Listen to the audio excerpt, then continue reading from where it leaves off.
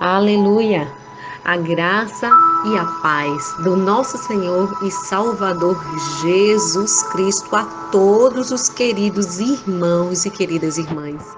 Hoje é mais um dia, mais uma oportunidade que nos dá o Senhor de falarmos do seu amor e dos cuidados do nosso Pai para com cada um de nós.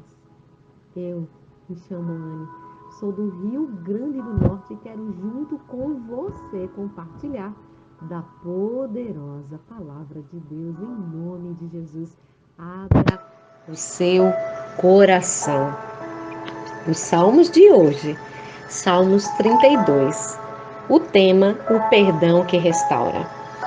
Bem-aventurado aquele que tem suas transgressões perdoadas e seus pecados apagados. Como é feliz aquele a quem o Senhor não considera iníquo e em cuja alma não há hipocrisia. Enquanto mantive meus pecados inconfessos, meus ossos se definhavam e minha alma se agitava em angústia, pois dia e noite a tua mão pesava sobre mim e as minhas forças se desvaneceram como a seiva em tempo de seca. Confessei-te o meu pecado, reconhecendo minha iniquidade e não encobri minhas culpas. Então declarei: confessarei minhas transgressões para o Senhor, e tu perdoaste a culpa dos meus pecados. Desta maneira, todos os que têm fé orem a ti, enquanto pode ser encontrado. Quando as muitas águas se levantarem, elas não o alcançarão. Tu és o meu abrigo seguro, tu me livras das aflições e com cânticos de salvação me envolves. Diz o Senhor: instruir-te-ei e te guiarei no caminho a seguir. Os meus olhos estarão sobre ti para aconselhar-te. Não sejais como o cavalo ou a mula, que não possuem compreensão, mas precisam ser controlados com o uso de freios e rédeas. Caso contrário, não poderiam obedecer. Muitos são os sofrimentos dos ímpios, mas a bondade do Senhor protegerá aquele que nele confia. Alegrai-vos no Senhor, ó justos, e cantai bem alto, vós, todos os retos de coração. Aleluia. Louvado seja o santo nome do Senhor por esta palavra. Um salmo de sabedoria. Um salmo que, assim como o exemplo do Salmo 51, onde Davi, inspirado pelo Espírito de Deus, ele reconhece a sua falha, o seu pecado, a sua fraqueza, a sua fragilidade. Provavelmente aqui ele está se referindo ao ocorrido com Batseba, a história narrada em 2 Samuel 11. Uma das marcas de um homem e de uma mulher de Deus é o caráter cristão.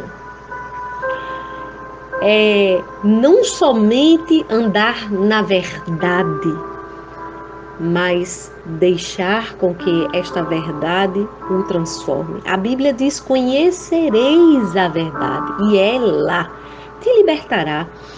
E a Bíblia também diz: se verdadeiramente o Filho do Homem te libertar, verdadeiramente tu serás libertos.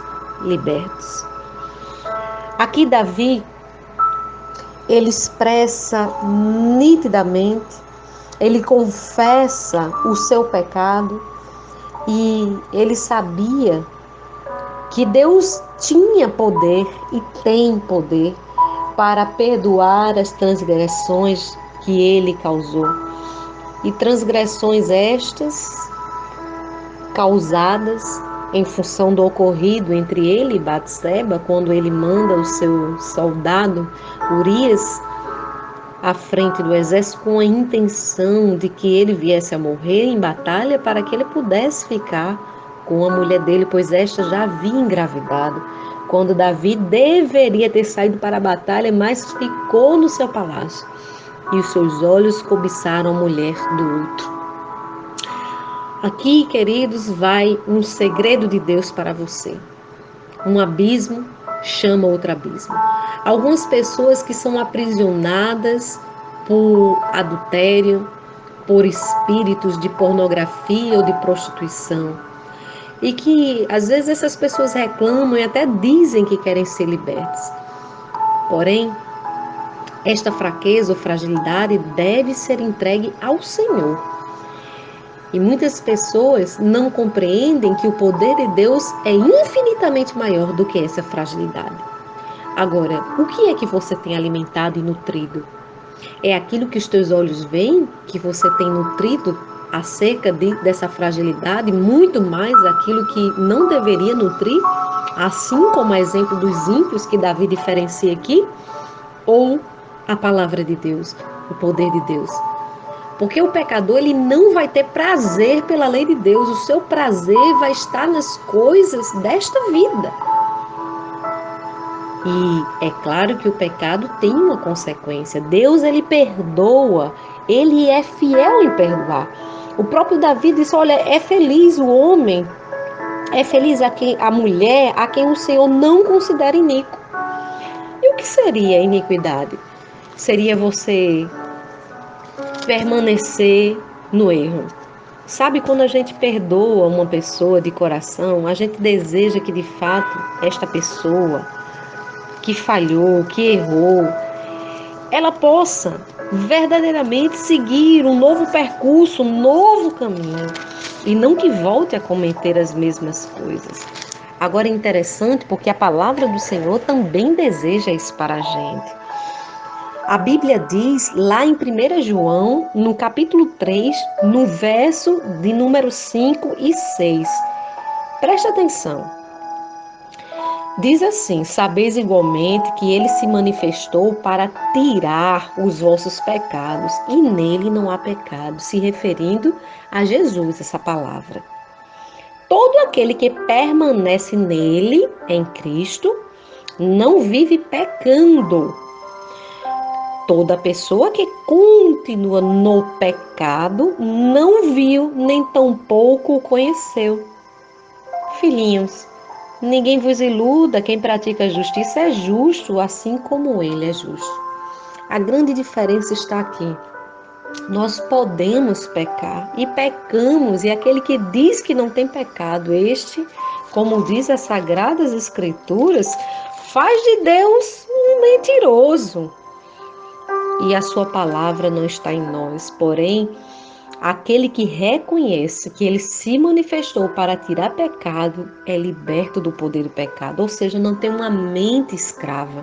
Não deixa com que sua carne o escravize. E é claro que se é um computador, se é um celular que faz com que você peque, você deve se afastar dessas coisas conscientemente. Não é o diabo que está botando na sua cabeça, faça, faça, faça. Não. Mas você que pode ter aprendido isso desde sua infância. E para mudar isso, é necessário passar pelo processo de abstinência, de resistência, firme em Deus, porque a Bíblia diz sujeitai-vos, pois, a Deus. Ao que você está sujeitando sua mente? A Bíblia também diz resistir ao diabo e ele fugirá de vós. Quando nós tornamos a nossa mente cativa ao senhorio de Cristo, vamos viver como filhos de Deus, livres de uma vida que desagrada a Deus, viver pecando. Então, que ninguém vos iluda. Quem faz o que é certo, ele está dizendo aqui, quem pratica a justiça é justo. E quem não faz, não é. Então, existem muitas pessoas que estão colhendo consequências da vida que levam. E aí elas vivem chorando, chorando, chorando, mas esse choro é remorso, porque o arrependimento produz uma mudança verdadeira e genuína. E Davi, ele fala para Deus como é feliz aquele homem de Deus, a mulher de Deus, que Deus não considera como iníquo. Ou seja, Deus conhece o teu coração, Ele sabe quando você falhou, o que você fez no verão passado. Mas Ele não tem interesse algum de deixar com que você se autocondene e ache que não há mais salvação. Entenda, a nossa fé passa pelo arrependimento, mas não fica só aí. É necessário seguir o ministério. O próprio Paulo entendeu que era isso, dizendo: uma coisa eu faço, esquecendo das coisas que para trás ficam, eu sigo para as que estão adiante de mim. Davi, ele só foi capaz de reconhecer o erro, e aqui ele fala sobre isso, porque Deus levantou um profeta chamado Natã para poder falar a Davi, contando em uma parábola a história de um lobo, de uma ovelhinha. E ali, depois que Davi diz a sentença para aquela pessoa, então o profeta Natã diz: pois esse foi você, Davi. E de fato, havia sido a sentença do próprio Davi pela boca dele. Então, Deus não tem interesse em envergonhar ninguém, mas o interesse de Deus é libertar as pessoas. E às vezes, para isso, Ele vai dar a direção, Ele vai lançar a luz da palavra. Aleluia! Porque quando a luz, as trevas não resistem. E Davi ainda diz que não vive, que a sua alma não está em hipocrisia. É uma coisa fingida, vamos concordar com relação a isso. Você saber que está ali no pecado, você saber que você está definhando, como ele mesmo diz, você saber que sua alma está angustiada, sabendo o que foi, podendo colocar isso diante de Deus e ficar adorando, levantando suas mãos e fingindo que nada aconteceu, e colhendo as consequências e danos vindo sobre sua vida, e você não falar com Deus sobre isso. Aqui tem outras coisas acerca de confissão bem interessantes. Davi, ele diz: olha, quando eu mantive em confesso, ou seja, quando eu guardei. Qual o resultado de guardar? Guardar coisas, mágoas, ressentimentos, guardar coisas que deveriam ser ditas e entregues a Deus. Qual é a consequência? Davi diz aqui: minha alma se agitava em angústia. Ele se definhou, ele adoeceu a si mesmo, ele adoeceu sua própria alma. As raízes de iniquidade estavam ali dentro do seu coração. E ele não podia fugir de si mesmo, porque ele disse: e não encobri as minhas culpas. Ou seja, ele tinha consciência. Ele dormia e acordava no período em que isso havia acontecido. Por anos ele guardou isso. Então ele sabia o que ele tinha feito, que ele precisava alinhar o seu coração diante de Deus. Então o que é que ele declarou? Confessarei minhas transgressões para o Senhor, e tu perdoarás a culpa dos meus pecados. Qual a diferença de pecado, de raízes de iniquidade e de transgressões? Transgredir é errar a lei de Deus, é pecar contra a lei de Deus. O pecado também fala disso, é errar o alvo, é falhar no propósito. E a iniquidade são coisas que vêm de geração em geração, que muitas vezes passam de pais para filhos, não é? Onde não há lei, vira bagunça. Onde não há ordem, vira bagunça. E onde há um ensino, um aprendizado ruim para uma criança, é claro que lá na frente ele pode repetir o mesmo erro do pai, mas ele não está, ela não está, você não está condenado a isso. Em nome de Jesus, porque a Bíblia fala que o filho não levará a culpa do seu pai. Então nós precisamos aprender a identificar aquilo que foi errado e não repetir aquilo que é errado, porque nós temos a palavra de Deus que é certa, e o nosso modelo e padrão de perfeição é Jesus Cristo, revelado na sua palavra. E ali Davi diz: olha, desta maneira. De que maneira? Falando com Deus. Orem os que depositam fé em ti, todos os que depositam fé em ti, porque quando as muitas águas se levantarem, é uma possibilidade elas não vão te alcançar. A Bíblia literalmente diz: o meu povo perece porque lhe falta o conhecimento.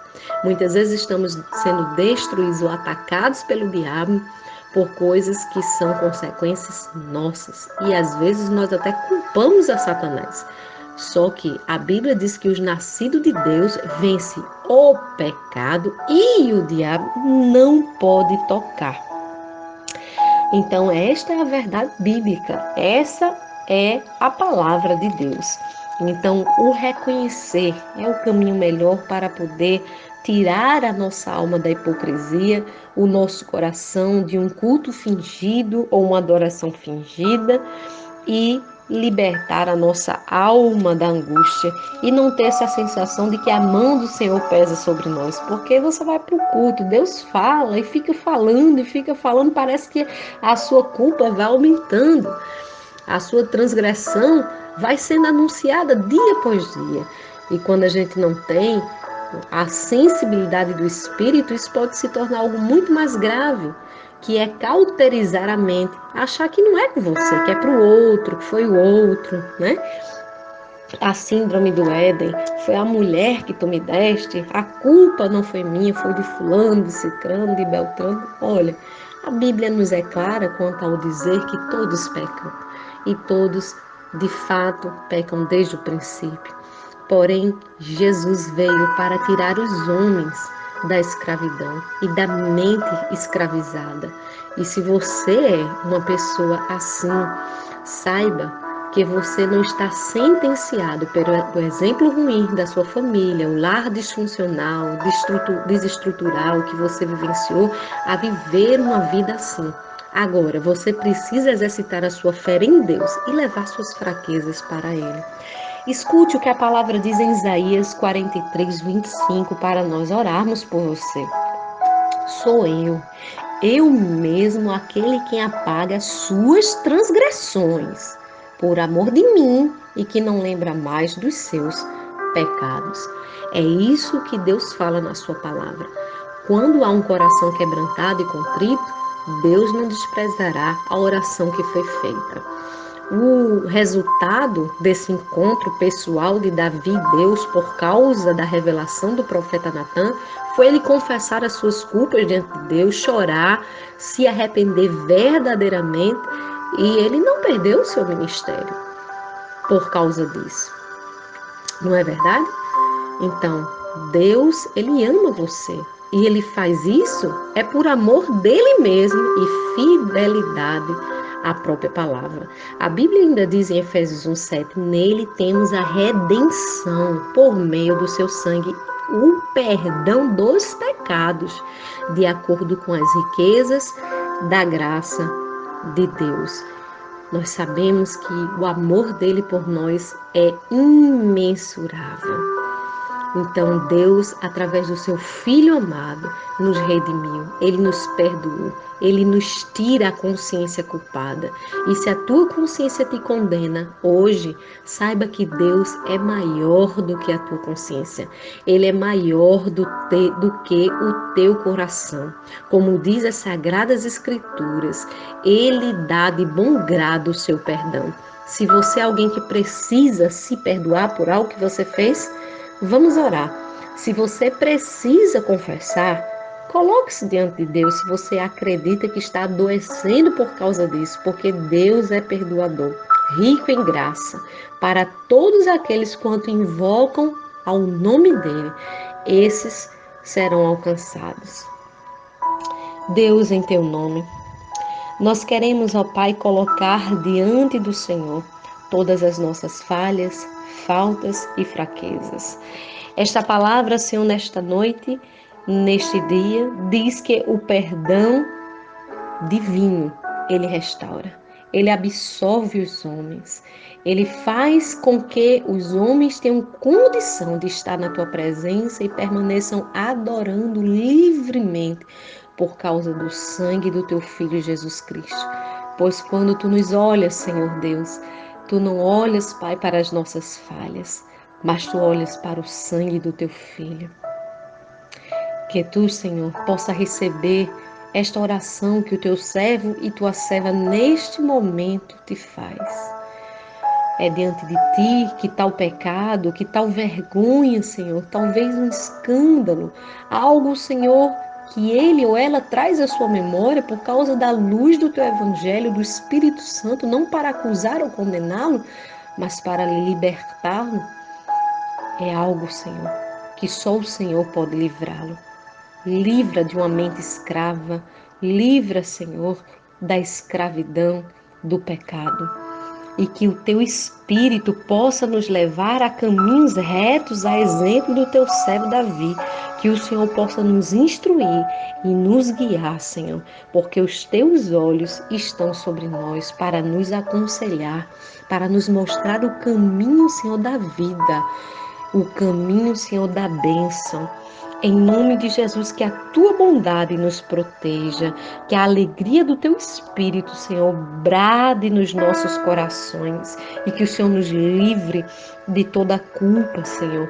Que o Senhor cancele as iniquidades, as transgressões e os pecados que foram, Senhor, cometidos contra ti. Como diz a tua palavra, é para o Senhor que nós devemos confessar. E é diante de ti que confessamos e nos arrependemos. Ensina-nos os teus caminhos e guia-nos pelas veredas dos justos, Senhor. Oramos a ti e te agradecemos. Em nome do Pai, do Filho e do Espírito Santo. Amém e amém.